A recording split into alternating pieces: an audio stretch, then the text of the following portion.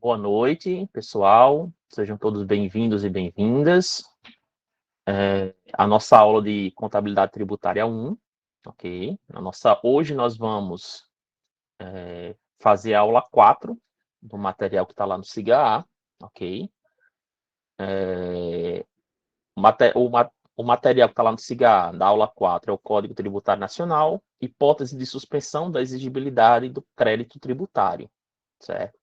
Nas últimas aulas, nas aulas anteriores, nós falamos de impostos, de taxa, de contribuição, como é que nasce o fato gerador, né? Hipótese de incidência que vem antes, lembrem-se disso, ok? Tratamos de todo essa sequência de assuntos, ok? De princípios tributários até chegar ao nascimento do crédito tributário, ok? Ou seja, esse crédito tributário, a gente fala que é crédito tributário do ponto de vista do governo, seja ele federal, estadual, municipal. Eu falo governo, entendam de forma ampla, pode ser qualquer um dos entes, ok? Ou seja, o governo tem um direito a receber um crédito tributário, certo? Do ponto de vista do contribuinte, seja ele pessoa física ou pessoa jurídica, ok? Vamos ter um débito tributário, ok? Para você localizar, certo? Ficar mais. Porque normalmente a gente escuta muito crédito e débito na contabilidade, e às vezes o crédito e o débito, dependendo de onde você estiver visualizando, tem um entendimento diferente, né? Aí vocês já passaram pelas disciplinas introdutórias e já sentiram essa diferença em termos de real sentido dessa nomenclatura, né? O nosso objetivo de aprendizagem hoje é estudar as hipóteses de exclusão do crédito tributário, que são, inicialmente, as mais simples, a isenção e a anistia, mas tem outros, a gente vai falar, certo?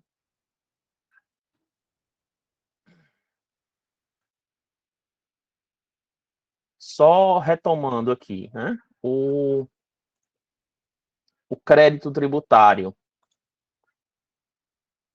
ele nasce dessa relação entre sujeito ativo e sujeito passivo, dessa relação tributária, né? Eu vou ter aqui o fato gerador do tributo. Aqui eu estou falando fato gerador do tributo de forma geral, pode ser qualquer tributo que a gente tenha na nossa legislação. Esse crédito tributário, ou seja, essa obrigação de pagar, se eu tiver olhando do ponto de vista do sujeito ativo, e esse direito de receber, se eu estiver falando do ponto de vista do sujeito passivo, aliás, desculpe, direito a receber, certo? E aqui é a obrigação de pagar, ok? Ele vai ter algumas possibilidades, ok? Pode acontecer algumas possibilidades. A gente pode falar de suspensão desse crédito tributário, dessa obrigação de pagar. Tem algumas situações que a gente vai falar. Tem a situação de extinção, e eu diria que mais raramente as hipóteses de exclusão. Que fique claro, são 3 possibilidades. Dentro delas, tem subpossibilidades, ok? Agora a gente vai falar, vamos falar de suspensão inicialmente. Quando eu falo de suspensão da exigibilidade do crédito tributário, eu estou basicamente falando nessas situações aqui, certo? Moratória, parcelamento, depósito do montante integral, reclamação e recurso administrativo, concessão de medidas liminar em mandado de segurança, concessão de liminar ou de tutela antecipada, ou outras espécies de ação judicial. Se a gente observar essas duas últimas aqui são reclamações que acontecem na esfera jurídica, na esfera do judicial. Tá? Temos a reclamação administrativa, certo? Temos quando temos a moratória, temos o parcelamento e temos o depósito do montante integral. São essas as situações. Agora nós vamos detalhar cada uma, tá? Lembra lá, suspensão pode ser uma dessas possibilidades. Ok?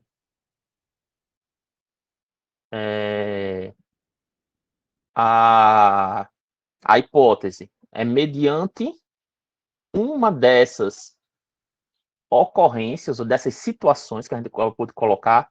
O que acontece na hipótese de suspensão? O Estado fica impedido, tá, de cobrar o crédito.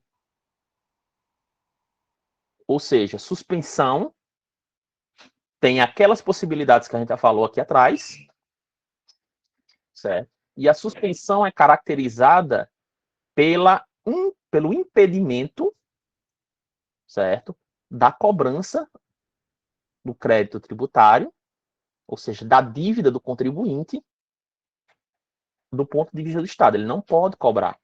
Okay? No entanto, a suspensão da exigibilidade, ela atinge apenas a obrigação tributária principal. Lembra que nós falamos nas últimas aulas de obrigação tributária principal e obrigação tributária acessória. Creio que nós falamos. A obrigação tributária principal, o que é basicamente? É a obrigação de pagar o imposto. Ou seja, o Estado, na hipótese de suspensão, em alguma daquelas hipóteses que nós falamos no slide anterior, ele fica impedido de cobrar a obrigação principal. Ou seja, impedido de cobrar o dinheiro, o pagamento, né? Porém, a obrigação, mas não as obrigações acessórias. Ou seja, eu, contribuinte, não tenho a obrigação de pagar, seja porque eu estou reclamando, estou questionando o valor junto ao órgão, certo? Porém, eu tenho que fazer a obrigação acessória. O que seria a obrigação acessória? Eu tenho que fazer a declaração.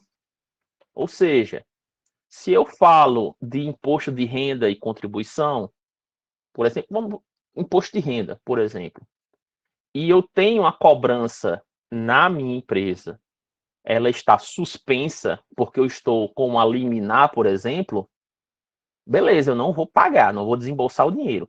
Mas eu tenho que informar no SPED, certo? Que eu tenho aquela dívida,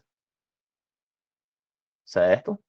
Ah, professor, e se eu fizer o SPED e eu não colocar essa dívida tributária porque ela está suspensa? Eu errei, vamos supor, eu não conhecia essa questão. Aí você vai ter um outro problema. Você não está declarando a informação corretamente. Okay? É claro, pode-se fazer uma retificação, sem maiores transtornos inicialmente, mas você forneceu uma informação errada. Tá? Se chegar numa fase de fiscalização em que o fisco ele observe essa divergência ou essa não declaração dessa informação, você pode ser autuado. Ou seja, vai ter mais um problema porque você simplesmente não declarou a informação. Oi, alguém queria falar?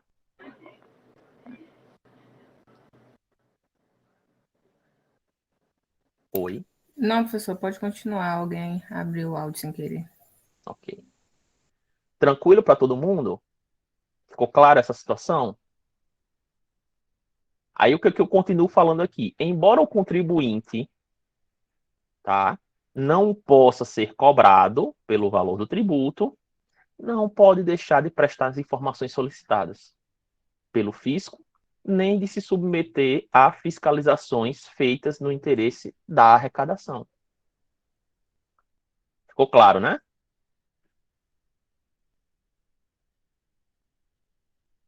Agora vamos para a primeira situação de suspensão, que é a moratória.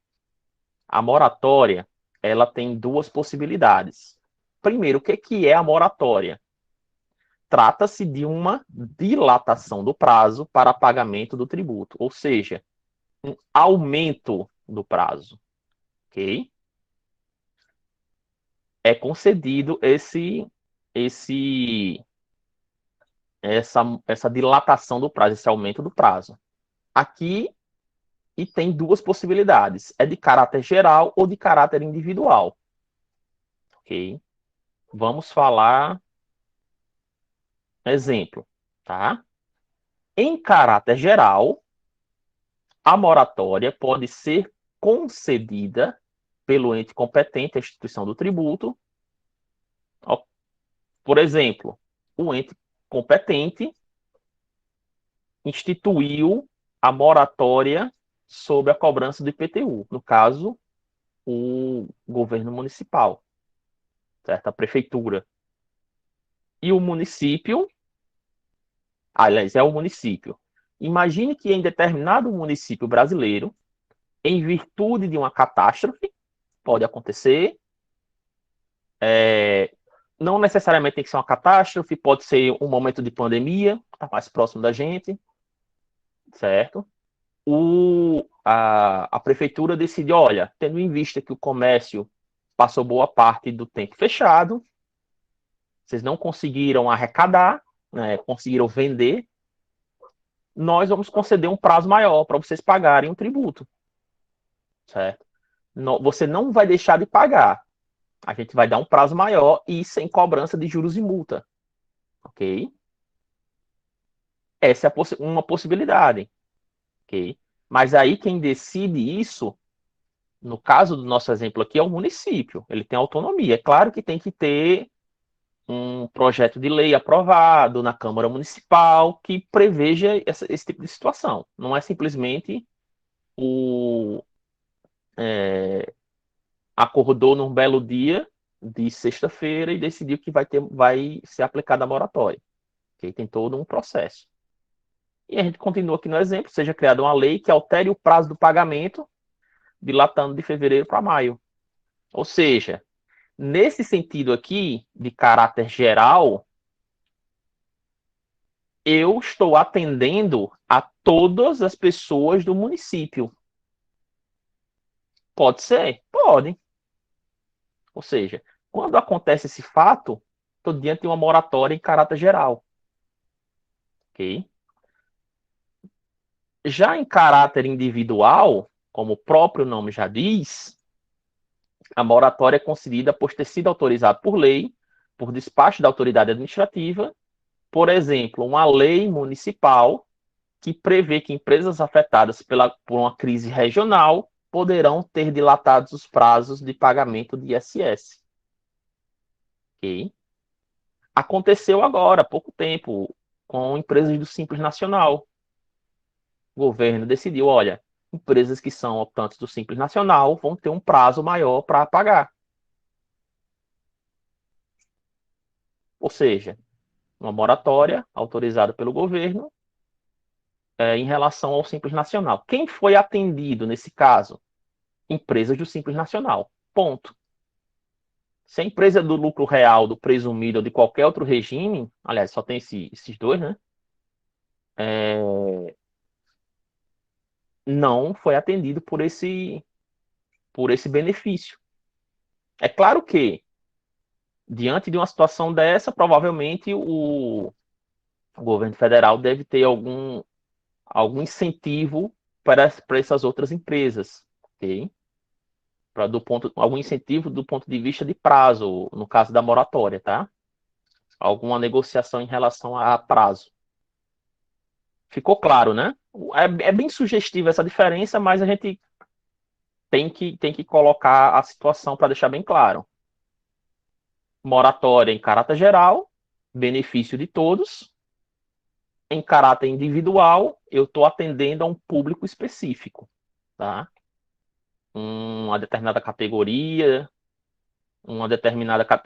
empresarial ou uma determinada grupo de empresas que sejam classificadas de alguma forma, tá? E daí vai ser definido e vai ser dado essa moratória.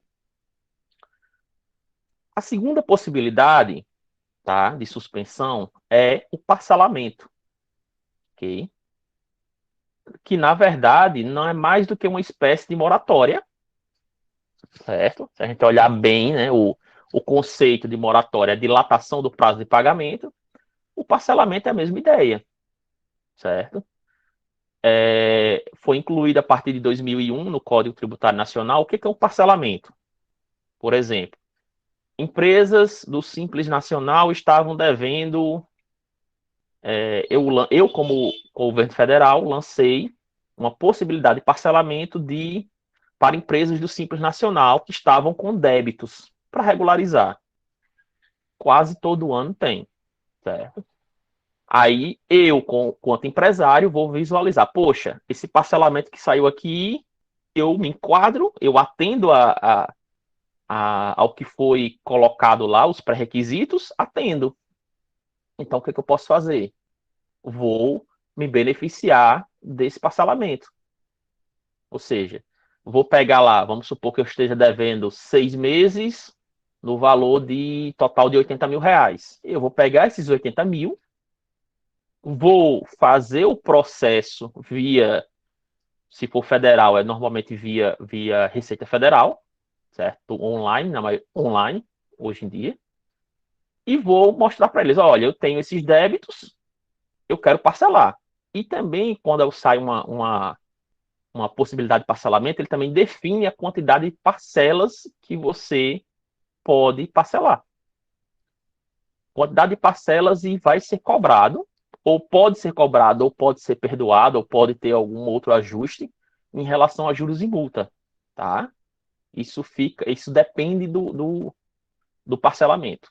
Não posso dizer para você que sempre vai perdoar juros e multa, que isso daí é bem específico de cada situação. Às vezes dá um desconto de 50% nos juros e multa, às vezes não dá desconto nenhum, apenas dá a possibilidade de parcelar, enfim, fica essa possibilidade, ok? E automaticamente, aqueles R$ 60.000 que eu estava devendo, aliás, R$ 80.000, a Receita Federal não vai poder me cobrar. Ou seja, do ponto de vista da Receita Federal, eu sou um cliente bom pagador. Ou seja, não estou devendo nada. É o que a gente chama de adimplente. A pessoa ou empresa que está em dia com suas contas. Ok? Ela não vai poder me cobrar, porque eu parcelei. Ela tem consciência, ela aceitou meu parcelamento. É claro que eu me enquadrei nas regras e eu vou pagar na forma que eu prometi, certo? Normalmente o parcelamento ele prevê, você tem que pagar, pode prever no caso, você tem que pagar 5% da sua dívida à vista e parcelar o restante. Ou você tem que dar uma entrada, que a gente chama de entrada do parcelamento de R$ 500 e parcelar o restante, certo? É bem específico e pode variar essas questões de parcelamento para parcelamento, ok? Mas constantemente tem esse tipo de oportunidade, vamos dizer assim, de regularização, ok? Aí o parcelamento ele é previsto, ó, será concedido de forma e condições estabelecidas em lei, ok? Salvo disposição de lei em contrário, o parcelamento do crédito não exclui a incidência de juros e multa. É o que eu disse. Pode haver, pode não haver, a não ser que esteja na lei. Tá? Aplica-se subsidiariamente ao parcelamento os expostos desta lei relativas à moratória e lei específica disporá sobre condições de parcelamento tributário dos devedores em recuperação judicial. O que é uma empresa em recuperação judicial, em linhas gerais? Quando a empresa está numa situação onde ela não consegue, financeiramente falando, honrar com seus compromissos, certo? E no Brasil existe a lei de falência que dá essa possibilidade, tipo, de ajuda à empresa para ela tentar se reestruturar e não quebrar, certo? E não fechar as portas. É claro que você tem que apresentar um plano de recuperação judicial. Olha, como é que eu vou fazer para sair dessa? Eu vou mostrar, certo? E aí vai ser aprovado ou não e você vai entrar em recuperação judicial. Um exemplo clássico hoje em dia é a empresa aérea Latam. A empresa aérea Latam está em recuperação judicial. Ela é uma empresa, inicialmente, ela era brasileira, era a TAM, mas a LAN Chile, que é uma empresa chilena, comprou a Latam e comprou a TAM e se transformaram em Latam, certo? Ou seja, hoje ela não é uma empresa brasileira, ela é uma empresa chilena e ela está em recuperação judicial no Brasil, nos Estados Unidos, no Chile, certo? Ela está numa situação financeira bem complicada e até acho que nos próximos dias sai uma decisão sobre essa recuperação judicial, sobre o plano que foi apresentado para a empresa se reestruturar, tentar se reestruturar pelo menos. Eu creio que vai conseguir, tá? Que até mesmo não conseguindo, o mercado de aviação civil brasileira vai ter um baque bem significativo em termos de diminuição da concorrência, né? Nós temos basicamente 3 companhias aéreas e a Latam tem uma parte bem significativa do mercado. Imagine, com 3 já está do preço que está, imagine com 2. Aí vocês podem imaginar, ok? Tranquilo, pessoal? Professor, Até aqui. Oi. uma perguntinha.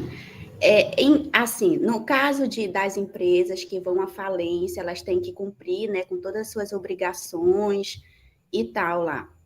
Assim, eu já ouvi um caso que o proprietário de uma empresa declarou falência e ele demitiu os funcionários, mas como se ele entrasse num acordo.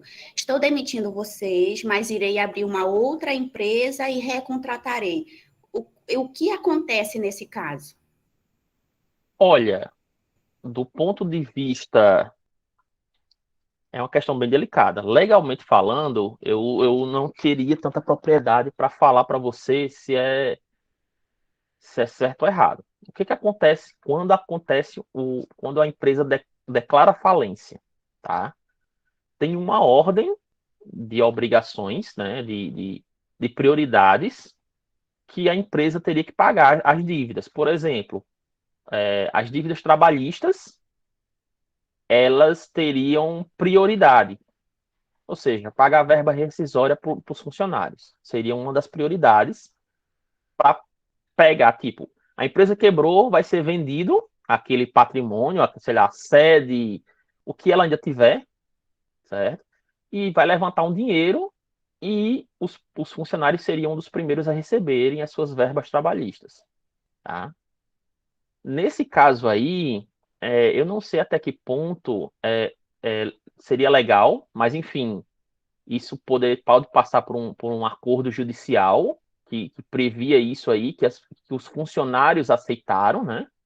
Essa questão de abrir mão, entre aspas, e ir para uma recontratação em uma outra empresa, certo? Mas aí eu não sei até que ponto seria legal, tá? Isso aí, do ponto de vista juridicamente legal, ok? Teria que ter uma análise mais detalhada, porque às vezes é, eu posso até estar sendo leviano do que eu vou falar agora, mas às vezes a declaração de falência faz parte de uma estratégia para os donos tentar se livrar daquela dívida, ok? Ou tentar, entre aspas, enganar o povo. No caso, os funcionários e os credores, né? Pode ser visto também dessa forma. Às vezes, dependendo da intenção da pessoa, né? Enfim, do caráter, pode ter sido feito dessa forma. Tá? Mas eu não estou dizendo que foi nessa situação aí que você está falando, tá? Não sei nem. Sim, sim. Nem, Professor. ainda bem que você nem citou o nome da empresa, graças a Deus. Não, é antiético e também eu não sei. Uhum. Mas nesse caso, se eu sou proprietária da empresa, eu declarar falência e fazer esse que eu também acho que não é por dentro da lei, né? Uhum. Eu, enquanto proprietária dessa empresa que declarei falência, eu não vou poder abrir uma outra empresa já que eu estou fazendo esse processo. Então, acredito que a pessoa tenha aberto uma outra empresa no nome de uma outra pessoa. Pode ter acontecido. Aí eu também não sei, Jaqueline, Uhum. especificamente se tem essa limitação de poder abrir uma outra empresa, ou se tem tipo, eu tenho que pelo menos estar tentando honrar as dívidas aqui para não ter implicações de não poder abrir, certo? Teria que ter um olhar mais apurado vamos supor, da situação específica lá da empresa, certo? Se ele fez de má fé na perspectiva de ele ou ela, né, que a gente fala ele, que fez de má fé, aí provavelmente o pessoal vai descobrir e provavelmente vai acionar judicialmente, certo? E se usar um laranja, a gente sabe que o mundo é pequeno, né? E acaba descobrindo e pode dar problema, ok?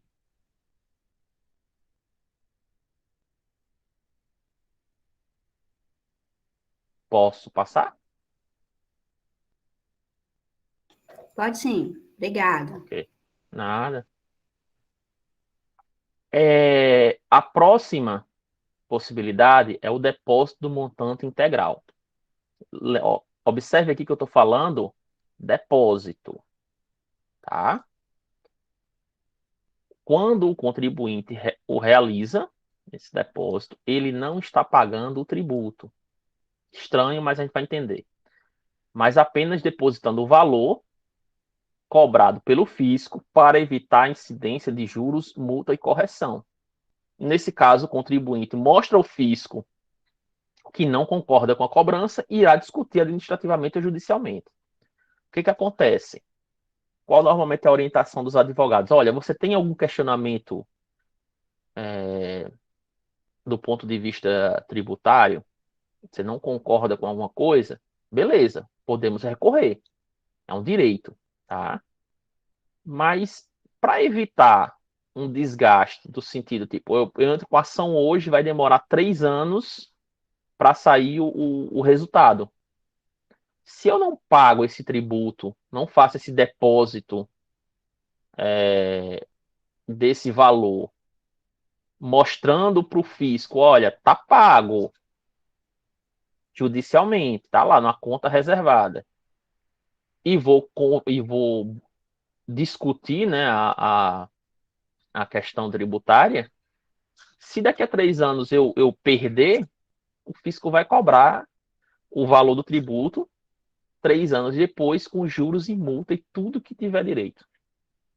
Ou seja, você tem um prejuízo aí financeiro bem significativo. Então é melhor ter esse cuidado nesse momento para não pagar o que não precisa lá na frente. Ou seja, não pagar juros e multas desnecessários. Quando eu faço esse tipo de depósito, automaticamente a cobrança está suspensa. Lembre-se que a gente está falando de casos de suspensão. Ou seja, o fisco não vai poder me cobrar e a famosa situação fiscal ou extrato fiscal, não sei qual é o nome que vocês conhecem, né? Basicamente vai estar em branco, ou seja, não vai ter dívidas, tá? Se eu puxar um relatório de pendências junto aos entes públicos, no caso especificamente, se for uma dívida de imposto de renda, se eu puxar um relatório de dívidas junto à Receita Federal, vai estar lá, não vai estar constando. Pode até aparecer a observação que aquele valor foi feito o depósito, o montante integral, e está sendo discutido judicialmente, mas não está, aliás, a cobrança está suspensa, ou seja, você tem direito à certidão negativa, tá? É essa a ideia. Recurso administrativo, liminar ou mandado de segurança. Recurso administrativo, eu vou entrar administrativamente, eu vou, no caso, se for uma cobrança de ISS, por exemplo, eu vou na prefeitura e vou protocolar um processo administrativo, colocando as minhas justificativas e explicando o porquê aquela cobrança é indevida, certo? Quando eu não consigo o resultado satisfatório com esse processo administrativo, ou seja, o processo administrativo foi analisado pela equipe da Secretaria de Tributação e foi verificado que é improcedente o seu pedido. Mas, mesmo assim, você não concorda com o resultado. Você pode ir para a esfera judicial. Aí é um processo judicial que pode demorar tempo para ser resolvido, ok?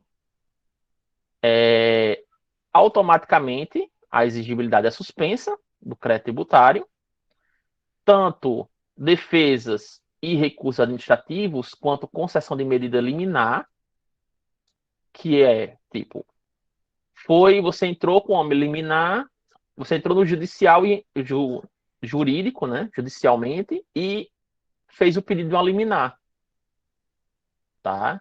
Contra a cobrança ou contra algum tipo de alguma situação, a situação que você está inconformado, está achando que está errado. Podem impedir o fisco de cobrar o tributo durante a pendência da ação. Aqui eu faço uma observação. Normalmente quando você questiona judicialmente, tá? Normalmente é orientado a você fazer um depósito judicial, tá? Você não paga ao fisco, você paga a uma conta judicial que fica sob a responsabilidade do Poder Judiciário e o dinheiro vai estar lá guardado, certo? O dinheiro que seria referente ao pagamento desse imposto que você está questionando. Por que isso? Para justamente assegurar lá na frente o recebimento, caso você perca a ação, enfim, a ação e o Estado seja o vitorioso, tá? Com isso, a gente encerra, tá? Lembrando que foram hipóteses de suspensão. O Estado não pode cobrar, tá? Agora, a gente vai para extinção. Olha quanta coisa bonita, tá? Extinção por meio do pagamento, que é o mais tradicional, por meio de compensação, de transação, de remissão, prescrição e decadência, conversão de depósito em renda, pagamento antecipado e homologação do pagamento, consignação em pagamento, decisão administrativa irreformável, ou seja, não cabe recurso, não cabe modificação, é aquela decisão e acabou, tá? Aliás, decisão administrativa e decisão judicial passada e julgada, tá? E, por último, a dação em pagamento de bens móveis, na forma de condições estabelecidas por lei. Compensação ou transação. O que acontece? O pagamento a gente não precisa nem falar, né? O pagamento é o mais básico. Foi calculado, foi declarado, e você chegou lá e pagou. Não teve nenhum problema, é aquele valor mesmo, você reconhece como correto, você vai lá e pagou. Ou seja, automaticamente pagou, claro que vai ter um prazo de compensação bancária para o banco repassar esse dinheiro para os cofres públicos, mas aí já não é responsabilidade mais sua, você fez o pagamento na data correta. Isso depende de acordo entre o banco e o governo para ter esse prazo de compensação aí, tá? É acordos entre eles. Mas você pagando na data certa, dentro do expediente bancário, acabou. Não tem aquela dívida é extinta, né? No caso de compensação, é um processo legal. Vamos supor que você, em um determinado mês, você tenha errado os cálculos e você tenha pago o imposto a maior, certo? O que é que vai acontecer? Ah, eu paguei imposto a maior, a mais do que deveria. Eu posso pedir o ressarcimento? Eu posso pedir o dinheiro de volta? Pode. Só sei que não sei se vai receber tão cedo, mas pode, tá? Você pode fazer um processo administrativo lá, junto ao órgão, solicitando o reembolso do valor. Porém, contudo, entretanto e todavia, sabe muito bem que vai demorar. Então, se é de você ficar esperando isso, esperando receber esse dinheiro de volta, por que você não compensa esse seu pagamento a maior em um determinado mês com uma dívida no mês seguinte? Essa é a ideia, tá, da compensação. Eu paguei a mais no mês e eu compenso no outro. É simplesmente eu falar que compensei? Não, não é tão assim, tá? Você tem que pegar, fazer os cálculos e tem uma declaração que você faz junto, no caso da Receita Federal, né? Você vai lá e declara que você está compensando X reais daquele imposto com um imposto que foi pago a maior em tal mês. Como são impostos federais, você pode usar um imposto para compensar outro imposto, sem problema, certo? Pode usar esse saldo de um para compensar o outro.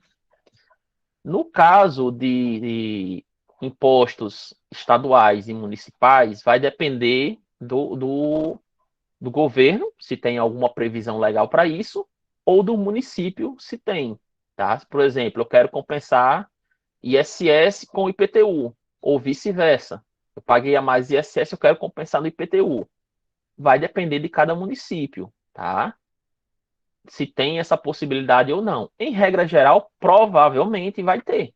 A maioria vai ter, porque é aquela coisa, é já para diminuir a burocracia. Para que eu quero um processo administrativo aqui dentro rodando, se eu posso dar essa possibilidade do cidadão ou da empresa fazer essa compensação, tá? De forma direta, é claro, ele tem que me mostrar como é que ele fez, onde é que ele pagou a mais e onde é que ele compensou, ok? Então, não é, não é tão simples, compensei, pronto, não, tem que fazer declaração, ok? É, em relação à matéria tributária, ele somente ocorre excepcionalmente mediante de expressa autorização legal, a compensação, ok? E a compensação é possível quando o contribuinte notifica para pagamento de determinado tributo, em vez de entregar dinheiro aos cofres públicos, compensa o valor devido com créditos que tem em face da entidade tributante, ok? O que a gente acabou de explicar. A transação é o acordo que pode ser celebrado entre o fisco e o contribuinte, visando a extinção do crédito tributário. Para que ela possa ocorrer, tem que ter uma previsão legal, ou seja, tem que ter uma previsão legal, ou seja, uma lei que institua essa possibilidade para determinado grupo de empresas, para todas as empresas, enfim, vai depender do que for aprovado. E acontece essa possibilidade de transação, ok? E automaticamente, nas duas possibilidades, certo? O crédito tributário será extinto, ok? No caso da compensação especificamente, se você utilizou todo o dinheiro, todo o seu crédito, utilizou aqui e compensou, exclui, aliás, automaticamente é extinto aquele seu pagamento a maior e automaticamente é extinto aquela sua dívida, certo? Aquela sua dívida tributária. Vale ressaltar também que caso o seu pagamento a maior seja superior à dívida que você tem, tributária posterior, esse pagamento a maior ele pode ser compensado quantas vezes for necessário até zerar, tá? Ah, não tem essa história de, professor, eu só posso usar uma vez ou duas, não. Use até zerar. É claro, você vai ter que ter um controle do ponto de vista extracontábil para saber onde é que foi compensado, enfim, ter normalmente uma planilha, né? O contador adora uma planilha com a composição de todas essas compensações para depois você compensar o que não existe. Aí você está gerando um outro problema, tá? Um outro problema que vai ter que ser resolvido. Remissão, tá? A remissão, como a gente colocou aqui, é o perdão. Coisa bonita, né? Perdão do crédito tributário. Ele pode ser total ou parcial e deve atender o artigo 172 do Código Tributário Nacional. O que diz o 172? A situação econômica do sujeito passivo pode ser o motivo de um perdão das dívidas, certo? Erro ou a ignorância excusável do sujeito passivo quanto à matéria tributária. Aqui é quase um milagre, tá? Esse segundo, eu diria que é muito pouco, acontece muito pouco, praticamente não existe. Porque é aquela coisa, você não pode alegar para o Estado que você não tem conhecimento sobre determinadas leis. Elas são públicas, são publicadas. Então, você não pode simplesmente fazer sua defesa tributária falando que eu não sabia que era assim. Não dá. Se você está se enquadrando, se você resolveu abrir ou desenvolver uma atividade econômica, você tem que ter o conhecimento do que seriam as suas obrigações do ponto de vista tributário. Certo? Então não dá para pedir remissão de dívida, perdão de dívida, baseado nessa segunda hipótese. Ok? A diminuta importância do crédito tributário, ou seja, valores muito pequenos, que eu creio que também não, hoje em dia não é muito aplicável, porque normalmente a orientação, pelo menos do ponto de vista da Receita Federal, é que DARFs inferiores a R$ 10, salvo engano, você não tem como pagar. Mas com a orientação, beleza, deu R$ 7, deu R$ 3 nesse mês de imposto, deu 7 no outro, beleza, então junte o 3 mais o 7, vai dar 10, que é o valor mínimo, paga-se no mês seguinte. Acabou. Você vai pagar da mesma forma. Então, a questão da diminuta importância, do diminuto valor, é meio que superado, ok? Considerações de equidade em relação a características pessoais ou materiais do caso, também é muito, muito difícil acontecer, e condições peculiares de determinada região da entidade tributante. Um perdão de dívida, dependendo de uma situação regional, por exemplo, um perdão de dívida de empresas que estejam localizadas no norte, no extremo norte, ou coisa do tipo. É meio complicado de acontecer, a não ser que tenha um jogo, senhoras e senhores, um jogo de interesses muito maior que por trás, apesar da previsão legal, tá?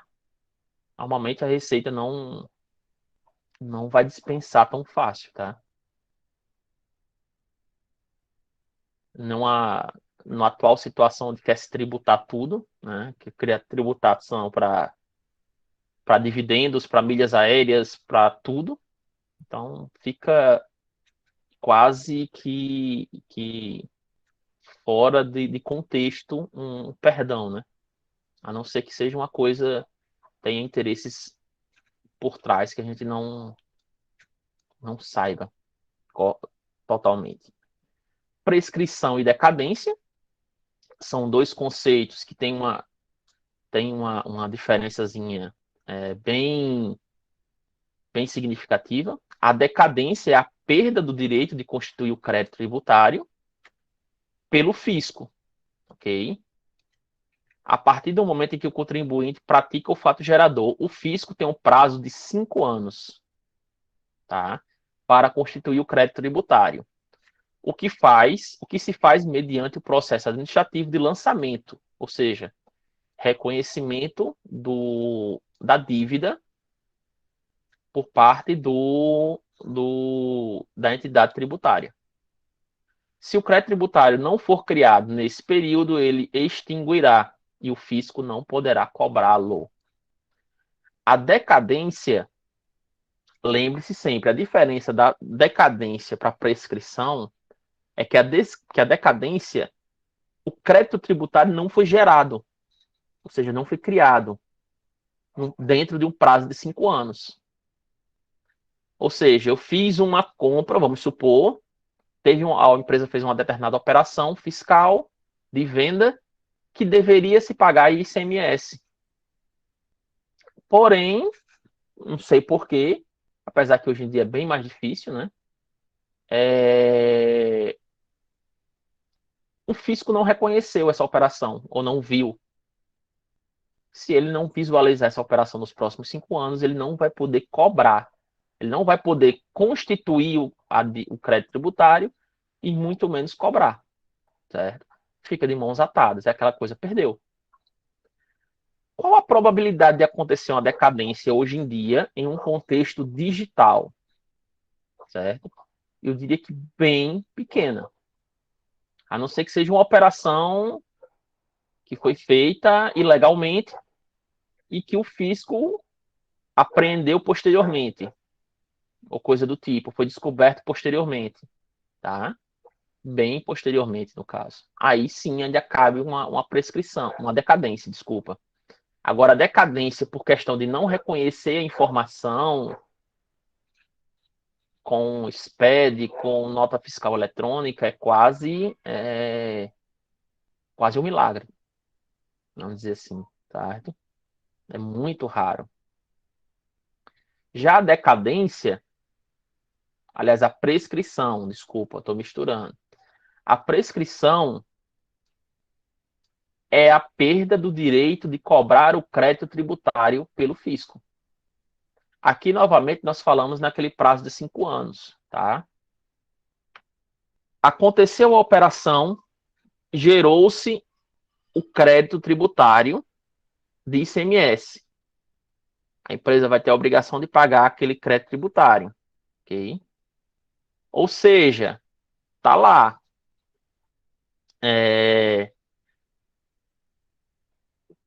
Passou o tempo, eu não paguei. Chegou o vencimento, eu não paguei. Gerou-se, consequentemente, uma dívida. Ficou lá o fiscal, né? O problema fiscal, certo? O que vai acontecer?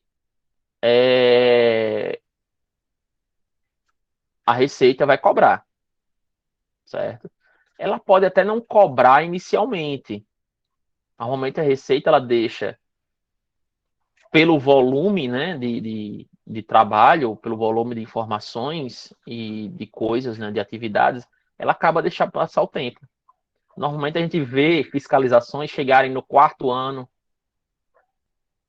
em 4 anos e meio. Por quê? Porque ela deixa passar um pouco, mas sempre respeitando o prazo de 5 anos. Ou seja, para poder dar tempo dela atender a fiscalização de forma correta para mais empresas, certo?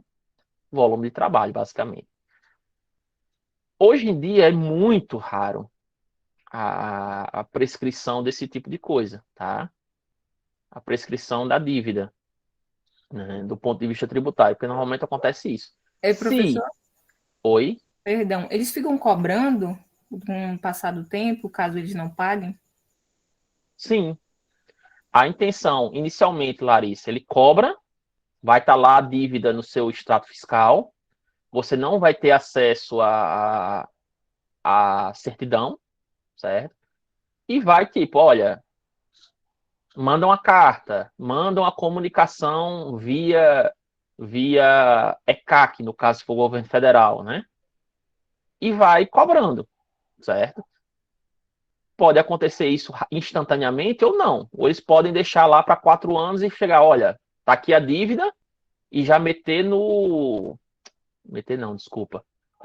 Inscrever o contribuinte, né, na dívida ativa. Ou seja, escreveu na dívida ativa ou fez qualquer tipo de cobrança, já espantou a possibilidade de acontecer a prescrição. Tá? Ficou claro? Sim, professor. Ok. Sim, professor. Dependendo da situação, normalmente pessoa física, tá? Normalmente, inclusive, até aconteceu com uma parente minha essa semana, chegou uma cartinha, a famosa cartinha da Receita Federal.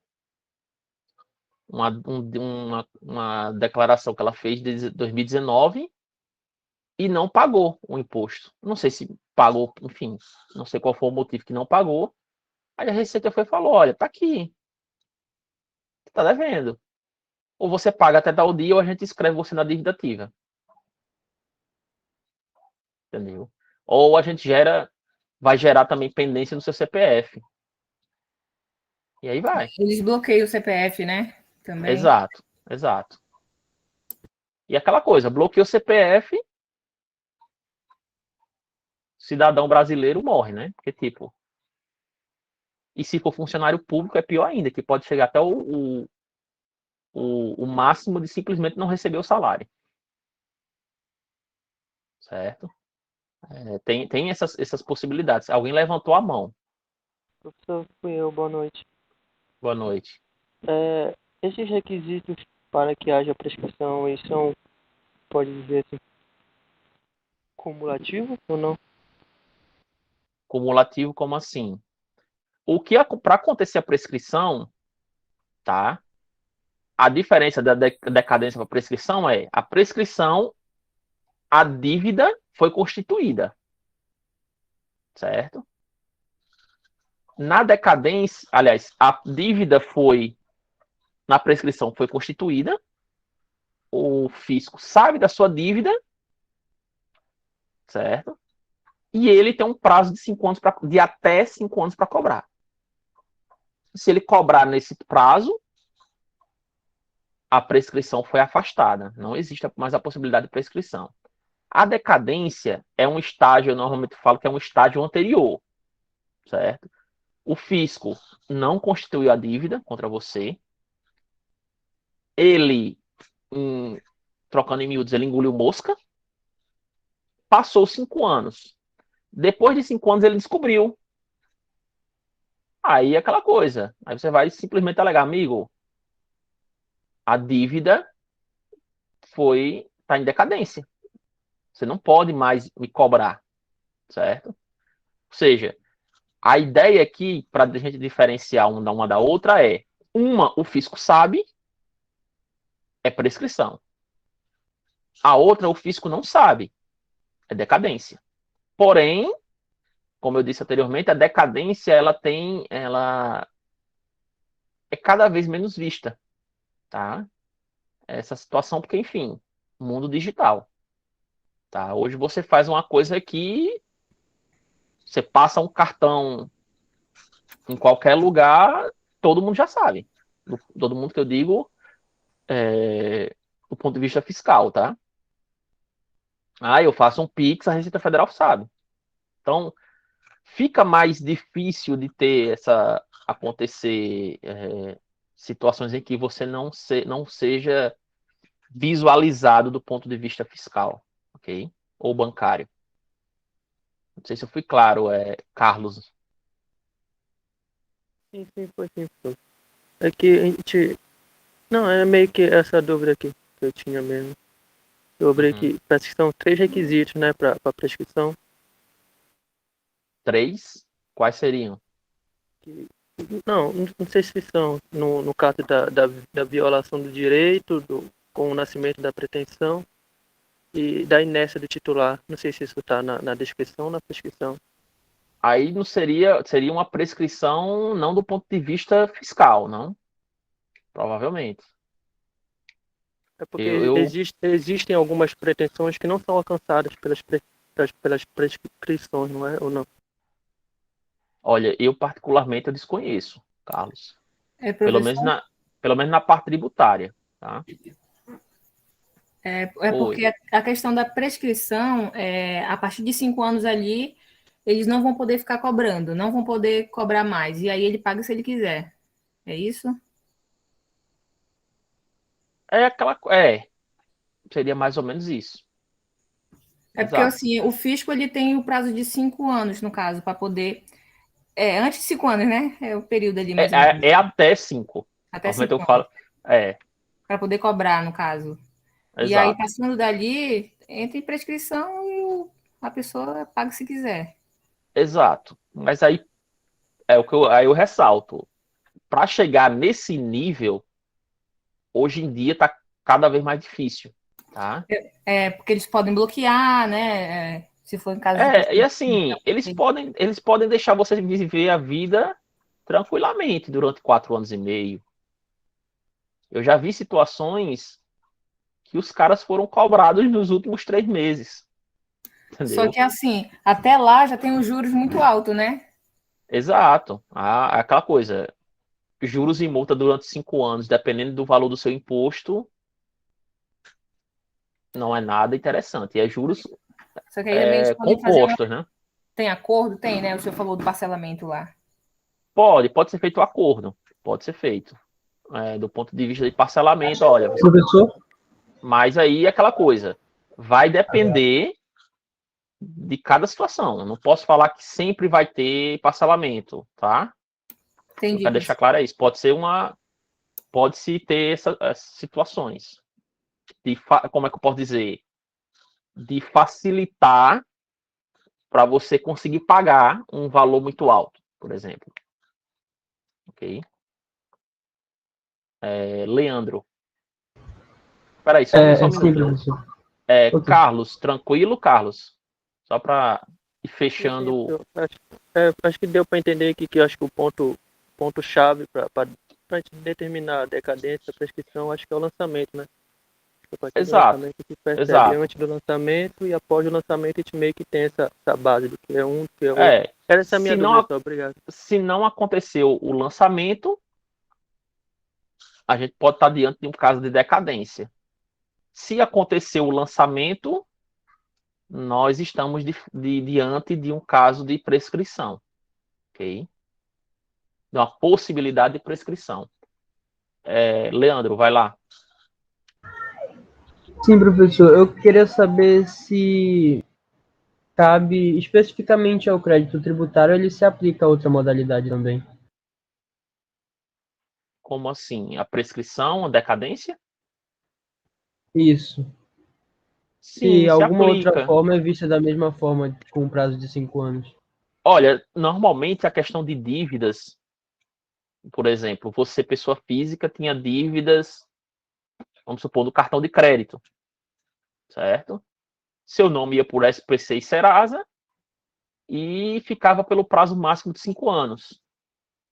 Ou seja, com 5 anos, se não pagou, se não chegou a um acordo, se você se negou,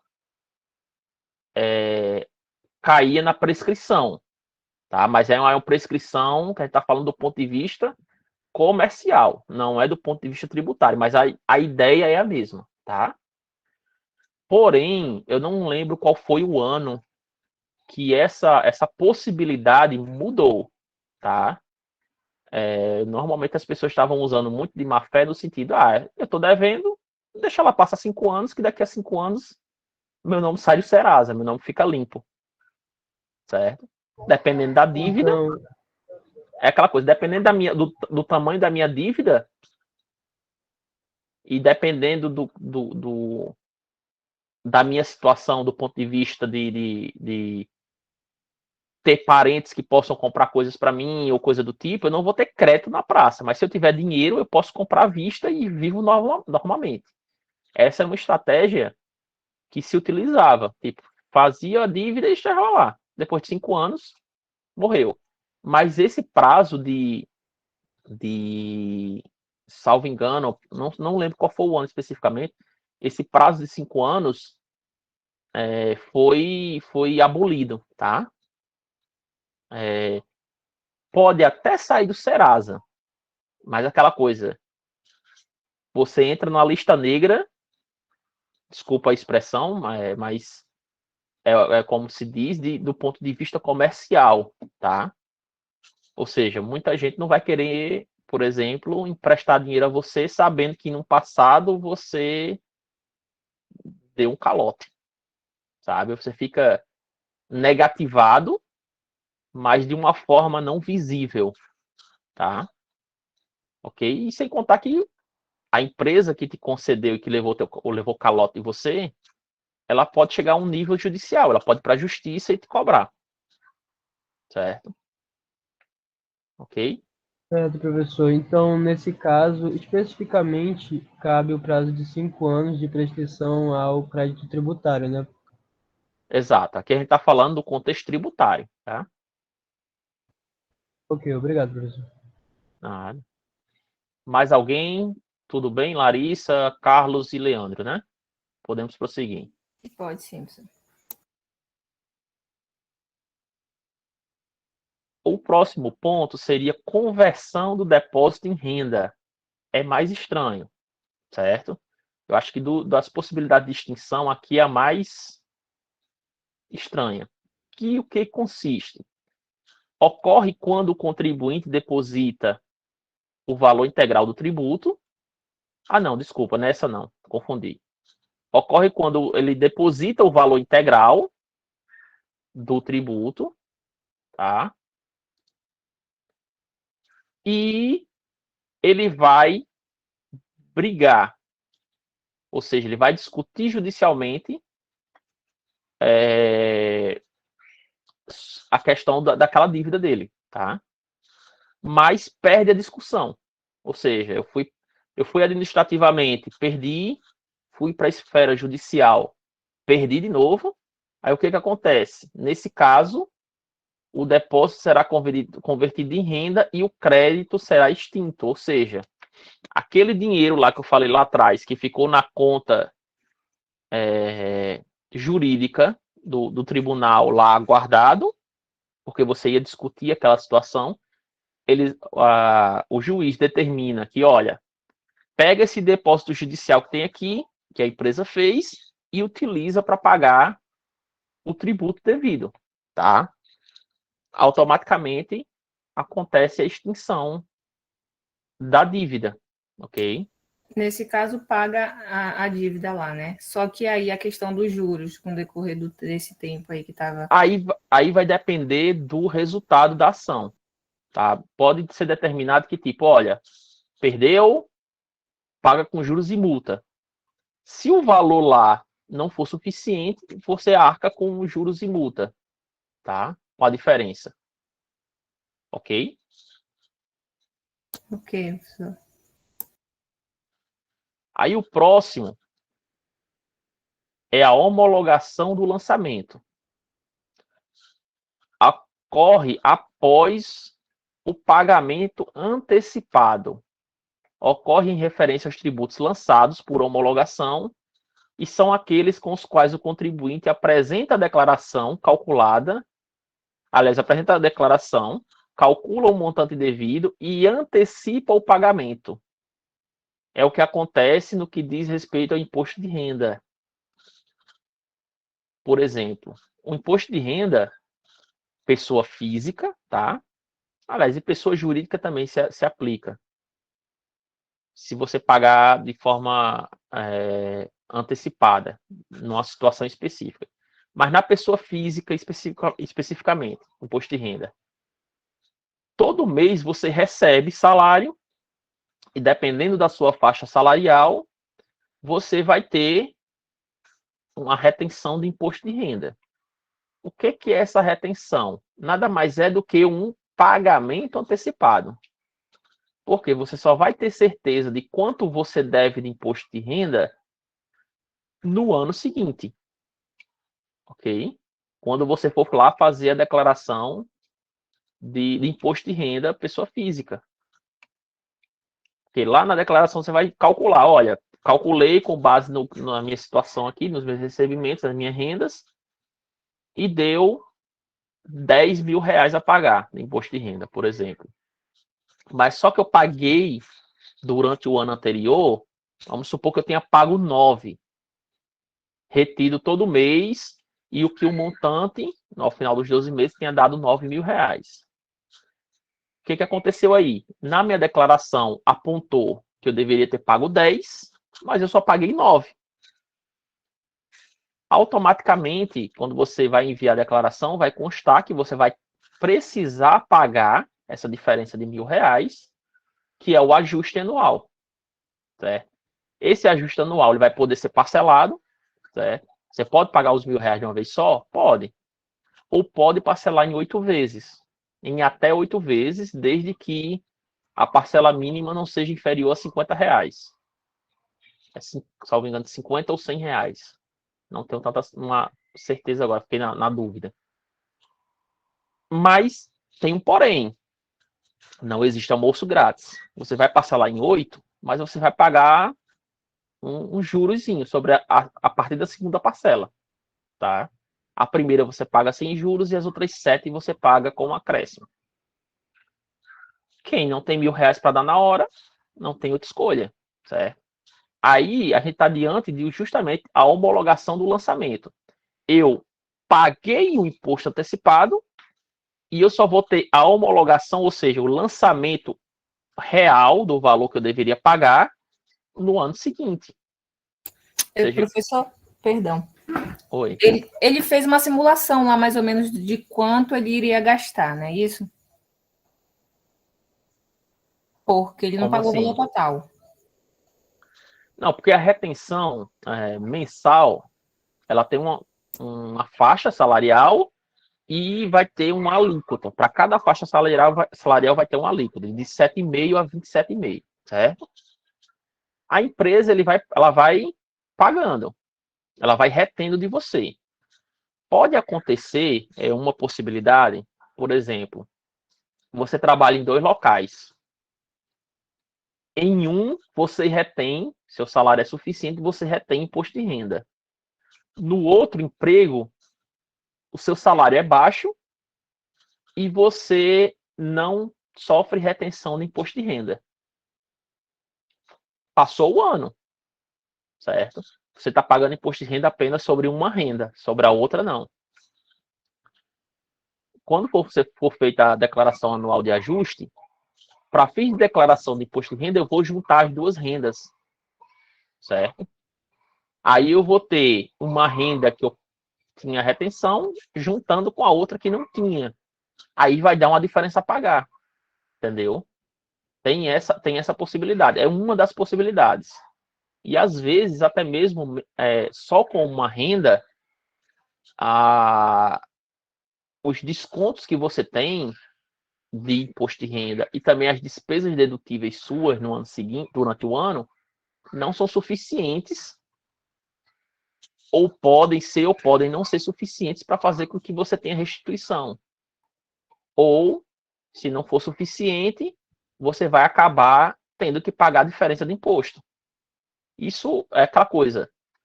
Por mais que pode acontecer, por mais que você tenha retenção, você pode pagar quando for fazer a declaração no início do ano seguinte, pagar essa diferença. Isso é normal, tá? Não tem... não é coisa sobrenatural, apesar de ter retenção. Eu sei que fica estranho, né? Mas pode acontecer. Ok? Larissa, né? Sim, professor. Tranquila a homologação, gente?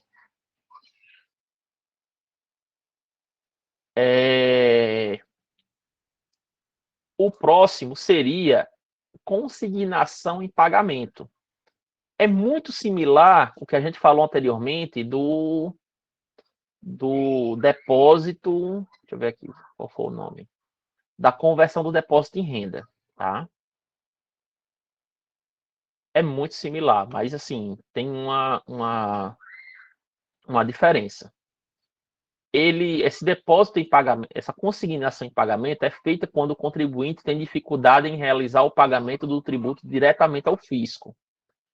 Ela é permitida quando houver recusa do recebimento, por exemplo, quando mais de um ente federativo cobrar o mesmo imposto do contribuinte. Por exemplo, IPTU. É um exemplo que cabe, tá? Vamos supor que você more numa região que é próximo da divisa entre um município e outro, tá? E sempre tem aquela confusão. Em zonas que são limite de município, tem a confusão de tipo, essa rua pertence a Tomé-Açu ou pertence à Tailândia, por exemplo. Pode acontecer isso, tá? Pode estar nas duas prefeituras registrado que a rua pertence ao município. Pode. É errado, mas pode acontecer, certo? Porque tem interesses aí de arrecadação, né? Nessa situação, chega na tua casa um boleto de IPTU, chega 2 boletos de IPTU. A primeira pergunta é, qual que eu pago? Chega com o endereço certo, com seu nome certinho, bonitinho, mas em um alega que você pertence à Tailândia, e em outro alega que você pertence a Tomé-Açu, que é a sua casa, enfim. Qual você paga? Você vai pagar os dois? Não, tá? E aí você vai ver, você vai fazer processo administrativo para ver para eles definirem. Você vai acionar as duas prefeituras para definir. Amigo, eu sou de qual município? Porque é aquela coisa, se você pagar um e não paga o outro, provavelmente seu nome você vai ser cobrado pelo outro município. Se não tiver essa definição de onde é sua casa. Então, onde pertence a sua casa. Então, vai ser feito essa observação, né, essa discussão dessa dívida para poder definir, certo? Mas para isso, aí é aquela coisa. Acontece a ideia similar ao caso do que a gente falou lá atrás. Eu vou deixar de pagar? Vou discutir, mas eu vou fazer uma consignação em pagamento. Eu vou deixar esse dinheiro reservado do ponto de vista fiscal, com o juiz, né, com o Poder Judiciário, para até decidir qual a dívida, aliás, até decidir para qual município realmente eu tenho que pagar. Okay? Quando esse imbróglio é resolvido, o dinheiro vai ser repassado para o município que realmente a sua casa pertence. Aqui tem direito a receber, certo? Aí, novamente, para se livrar de juros e multa, deixa depositado em juízo, né, como a gente diz. Ok? E como é que eu posso dizer? Decide esse crédito tributário. Por quê? Lembre-se que lá atrás, quando eu discuto administrativamente ou judicialmente, automaticamente a cobrança é suspensa. Certo? Eu não vou ser cobrado pelos dois municípios, eu só vou ser cobrado quando a definição acontecer. E eu acabo fazendo o pagamento, nesse caso, para o município correto. Okay? O próximo ponto seria decisões administrativas e judiciais. As decisões definitivas, leia-se decisões que não cabem recurso, tá? Foi decidido, é realmente aquilo e não tem para onde correr. Seja no âmbito administrativo ou no judicial, lembrando que perdi no administrativo, eu posso pular para o judicial, tá? Quando julgam o crédito tributário é indevido, geram a extinção definitiva. Ou seja, eu cheguei lá, questionei e ganhei. Ou seja, chegou a cobrança de R$1.000, mas aquela cobrança não é devida. Eu provei por A mais B que não é devida. Como a decisão saiu favorável à minha pessoa, automaticamente é determinado pelo juiz que seja extinto essa dívida, e a prefeitura, ou o Estado, ou a Receita, vai ter que zerar essa dívida, certo? Tem que limpar do seu nome, do seu CNPJ, essa dívida, ok? Tranquilo? Tranquilo, professor. Dação em pagamento. A dação em pagamento de bens imóveis é uma hipótese de extinção. Lembra lá atrás do conceito de tributo, que a gente colocou que era toda prestação pecuniária compulsória ou que, agora esqueci, ou de que possa se gerar dinheiro. Lembra que tem uma passagem desse tipo? Ou que se possa transformar em dinheiro, em espécie, né, em recurso. É nesse caso aqui, certo? Eu fui cobrado, certo? Eu não tenho como pagar. Aí o fisco, eu fui cobrado várias vezes, enfim, chegou a um ponto que o fisco falou, olha, se você não tem como pagar, vamos confiscar ou leiloar um determinado bem, certo? No caso, pessoa física ou pessoa jurídica, para fazer o devido pagamento. Aliás, o de valor que se possa expressar. Lembrei agora a passagem do tributo. Exprimir, desculpe. Automaticamente, o fisco vai leiloar. Se o resultado do leilão for superior à sua dívida, o valor conseguido com a venda do bem, por exemplo, for maior do que a sua dívida, o fisco vai pagar. Oxi. Oi? Vai devolver. Ele deu uma parada aqui que eu achei que quase caía. O fisco vai usar a parte que deve, né? Zerou, fez o pagamento, e se tiver diferença, o fisco devolve, certo? Devolve, mas aí devolve mais rápido porque está numa esfera judicial, tá? Não é naquela esfera administrativa, como a gente viu anteriormente, que eu falei que era mais difícil receber. Porque como está judicial, o juiz já determina, olha, beleza, o resultado disso daqui, o que sobrar devolve. Já é repassado para o antigo devedor. Okay? Hipótese de exclusão. Ficou claro, pessoal, até agora? Eu sei que é muita situação, mas tem umas peculiaridades que diferenciam uma coisa da outra. Tem alguns que são muito próximos, mas tem um detalhezinho que faz a diferença, certo? E para encerrar, nós temos aqui as hipóteses de exclusão, tá?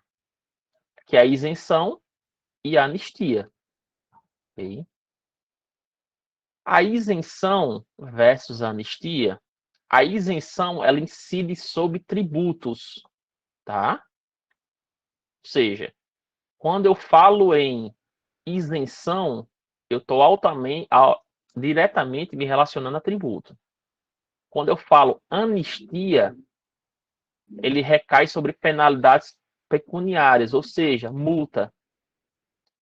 Vira e mexe aparece, o governo municipal fez um programa de regularização, vamos supor, de IPTU. Ele está dando anistia ou redução, normalmente é o termo que eles usam, de 50%, de 70% em juros e multa. Ou seja, Você vai pagar o valor principal do IPTU que você está devendo, porém, em vez de você pagar a multa e os juros que recairia sobre aquele valor de forma integral, você tem um desconto de 70%, certo? Às vezes faz diferença, certo? Aqui eu deixo um detalhe. Normalmente esses programas de regularização, eles não vão dar desconto no imposto, tá? No imposto devido. Eles vão, no máximo, dar desconto no juros e multa, ok? O valor principal vai ser pago. E tanto a isenção quanto a anistia, respeitando o princípio da legalidade, precisa de lei, tá? Que as conceda. Lembra lá da isenção, certo? Quando a gente falou de isenção e imunidade, que tinha que atender o princípio da legalidade, ok? Que, é claro, poderia ser essa isenção para um público específico, de empresas, para uma situação específica, tá? A anistia da mesma forma. Para a prefeitura poder oferecer esse desconto de 70% dos juros e multa, foi aprovado anteriormente na Câmara Municipal um projeto de lei que previa essa possibilidade. Não é simplesmente o prefeito acordou num dia ensolarado, de sexta-feira, e achou que deveria ter anistia. Deveria anistiar os juros e multa do IPTU. Não é assim, tá? Ele pode até tentar fazer isso, mas vai dar erro. Ok? Aí a isenção, o que a gente acabou, né? Acabou de falar, é uma hipótese que não exclui a obrigação tributária, mas apenas o crédito. Tá? Lembra lá também da diferença entre isenção e imunidade. Em imunidade, eu não tenho que se falar de imposto. Tá? A isenção, eu não pago o imposto. O imposto não é devido. Mas a obrigação acontece. Certo? Se eu não tenho, vamos supor, se foi aprovada uma isenção sobre o arroz, uma isenção de ICMS sobre o arroz, a obrigação, ou seja, o arroz, ele era um produto que acontece a circulação de mercadoria, acontece o fato gerador, aliás, tem a hipótese de incidência, seria a circulação de mercadoria, acontece a hipótese de incidência, eu tenho o fato gerador, porém, por força dessa lei que prevê essa isenção, não vai ser gerado crédito tributário de ICMS sobre o arroz, tá? É essa a situação que eu quero colocar. Ok? Aí aqui é uma situação que eu coloquei, um exemplo, mas acabou falando um exemplo já aqui. Aí a isenção, tanto a isenção tributária deve ser prevista em lei, entenda que não há hipótese de isenção tributária fora da lei, nem mesmo da Constituição Federal. É o que eu falei anteriormente. Não pode sair da cabeça de uma pessoa, de uma hora para outra. Pode até sair a ideia da cabeça de uma determinada pessoa, do prefeito, porém tem todo um trâmite legal para poder isso poder ser viabilizado. A anistia, por sua vez, presta-se a excluir penalidades pecuniárias decorrentes de infrações cometidas antes do início da vigência que a tenha concedido, tá?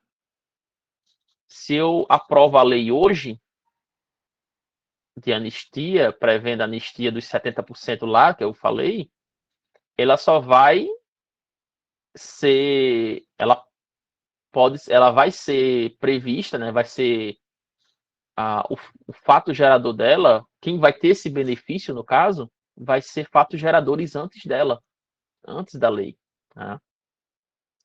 Aí atos qualificados em lei como crimes ou contravenções, e os que, mesmo sem essa qualificação, sejam praticados por dolo, fraude ou simulação pelo sujeito passivo ou pelo terceiros que beneficiem ele não é alvo, não existe a possibilidade de se dar isenção sobre esse tipo de coisa, certo? Sobre penalidades que tenham que foram feitas sobre essa perspectiva. E salvo disposições em contrário, as infrações resultantes de conluio entre duas ou mais pessoas, naturais ou jurídicas, também não podem ser alvo de uma anistia, de um perdão, seja total ou parcial. Ok?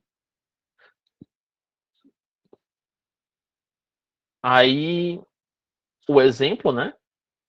Quando a prefeitura municipal oferece aos contribuintes a possibilidade de pagar o tributo municipal em atraso com perdão de multas e juros, ou com um determinado percentual de perdão, tá?